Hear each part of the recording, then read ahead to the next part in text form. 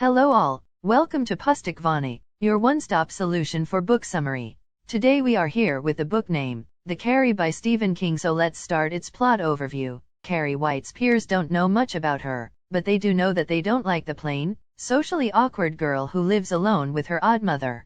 Now seniors at Ewan High School in the small Maine town of Chamberlain, most of Carrie's peers have gone to school with Carrie for years.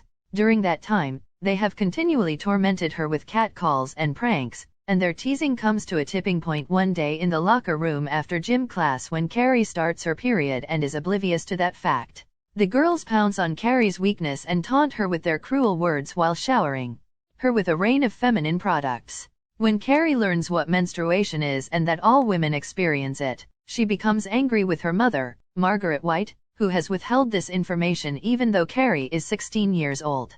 On this same day, Carrie also learns that she is telekinetic, which means that she has the ability to move objects with her mind.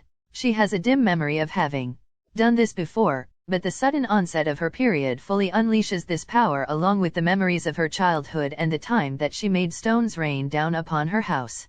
Carrie's peers don't know that she has the gene for telekinesis, or TK, but Margaret has long suspected that her daughter possesses the devil's power.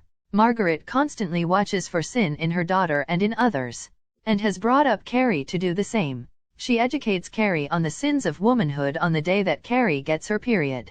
The fallout from the incident in the locker room has consequences for the other girls, who must attend a week of detention or forfeit their tickets to the upcoming spring ball. The ringleader, Chris Hargensen, is furious when she loses her tickets and seeks revenge on Carrie. Sue Snell, another girl who joined in the jeering, feels remorse about her role in it and enlists her boyfriend, Tommy Ross, to ask Carrie to the prom as a gesture of apology. Sue plans to stay home on prom night. After Tommy asks Carrie to the prom and she accepts, Chris enlists her boyfriend, Billy Nolan, to help her formulate and execute her plan for revenge. Chris sneaks a look at the seating plan for prom and finds out that Tommy and Carrie are on the ballot for king and queen. Billy and his friends travel to a local farm where they slaughter 2 sows and drain the blood into 2 buckets. Margaret is furious that Carrie is going to prom and appalled by the sexy red dress that Carrie has made for herself. She and Carrie fight, but Carrie uses her TK to keep her mother at bay. When Tommy picks Carrie up, he tells Carrie he is dazzled by her beauty. At the prom, Carrie comes out of her shell enough to talk to some new people and enjoy herself, and when she and Tommy win prom king and queen, she allows herself to enjoy that victory as well. When Tommy and Carrie are on stage being crowned, Chris pulls a rope that is connected to the 2 buckets of pig's blood balanced in the rafters. The contents of the buckets pour all over Tommy, Carrie, and the stage. One of the buckets comes down and hits Tommy in the head, knocking him unconscious and ultimately killing him.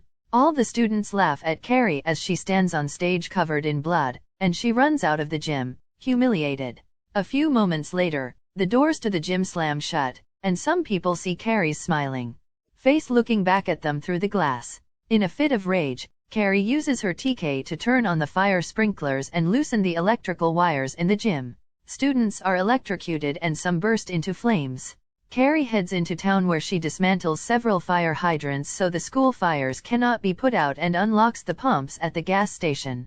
Not long afterward, the school explodes. Before Carrie heads home, she loosens the electrical wiring along the streets, killing several people in town. All the while, she has been broadcasting a telepathic message to the townspeople that she is responsible for the chaos and death. At home, Carrie finds Margaret waiting for her with a butcher knife. Margaret believes Carrie is possessed and plunges the knife into Carrie's shoulder. Carrie uses her TK to slow the beating of Margaret's heart until it stops. Chris and Billy had gone to a roadhouse outside of town after the buckets fell, but when they learn of the destruction in town, they race around to cover their tracks. They don't get very far before they see Carrie, who flips the car they are driving into the wall of the roadhouse where its gas tank explodes. Sue Snell, who has been following Carrie's trail since she saw the school explode, finds Carrie unconscious in the roadhouse parking lot. They speak to each other using only their minds, and Carrie realizes that Sue was not part of the prank and is innocent regarding Carrie's humiliating experience. Sue stays with Carrie in the final moments before Carrie's death.